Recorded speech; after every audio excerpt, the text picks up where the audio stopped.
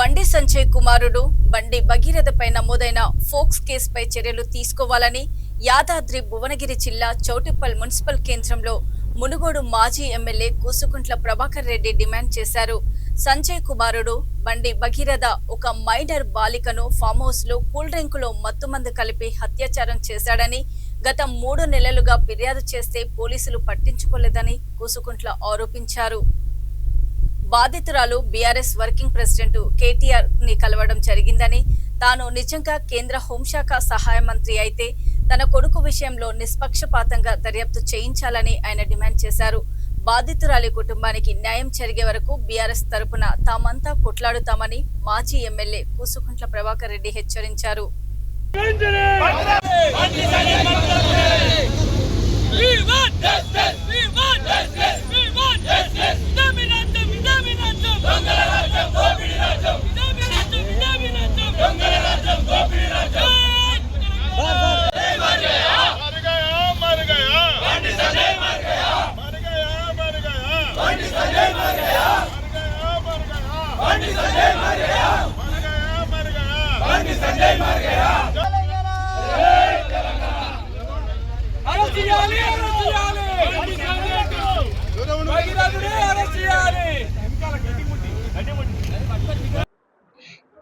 బండి సంజయ్ అనే ఒక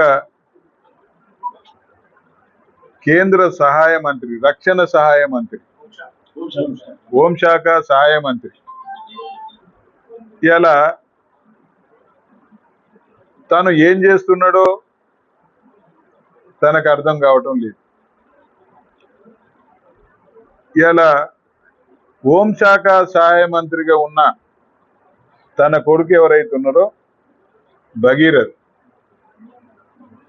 ఒక మైనర్ బాలికను ఫామ్ హౌస్ లోకి తీసుకెళ్లి కూల్ డ్రింక్స్ లో మత్తు మందు కలిపి అత్యాచారం చేసిండని ఆ అమ్మాయి వాళ్ళ కుటుంబం కూడా పోలీసులకు ఫిర్యాదు చేశారు.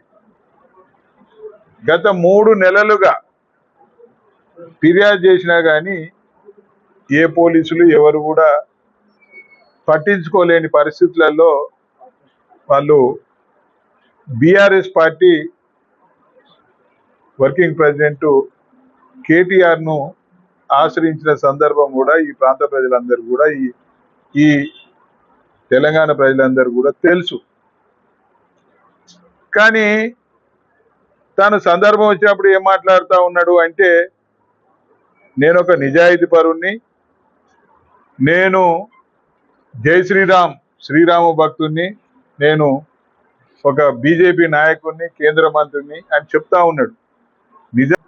ఎప్పటికప్పుడు ఓపెన్ గానే ఉంటాను అని చెప్పింది.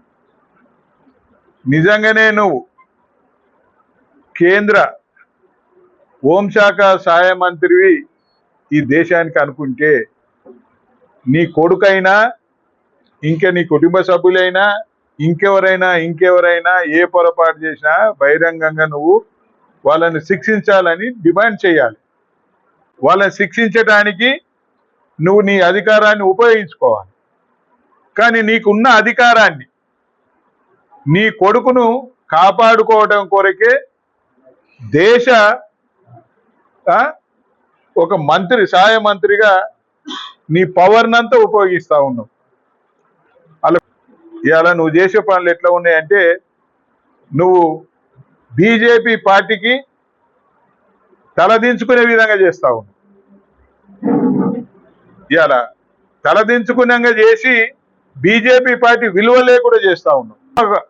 శుద్ధి చేసుకొని నిజంగానే నా కొడుకు తప్పు చేసిండు, ఈ దేశంలో ఎవడు తప్పు చేసినా శిక్షకు అర్హుడు, చట్టం తన పని తాను చేసుకోపోతుందని నువ్వెవరినైతే నీ కొడుకుని దాచిపెట్టుకున్నావో, ఎలకలం కాదన్నావు కదా, ఎలకల్లాగా పోయి ఇవాళ ఎన్నో ఒక గుహల చేరి మీరు దాచుకుంటా ఉన్నారు. దాచుకున్న వాడిని తీసుకొచ్చి పోలీసులకు ఒప్పజెప్పండి. నీకు నిజంగా నిజాయితీ ఉంటే, నీకు సహాయ మంత్రి పదవి ఇచ్చిన పార్టీ మీద నమ్మకం ఉంటే, గౌరవం ఉంటే, నిన్ను ఎన్నుకున్న ప్రజల మీద గౌరవం ఉంటే, వెంటనే నీ కుమారుణ్ణి ఈ ఏది పోలీసు వ్యవస్థకు ఒప్పజెప్పాలని మేము డిమాండ్ చేస్తా ఉన్నాం. మోడీ గారిని మేము రిక్వెస్ట్ చేస్తా ఉన్నాం, డిమాండ్ చేస్తా ఉన్నాం. వెంటనే మంత్రివర్గం నుంచి బర్తరఫ్ చేయాలి.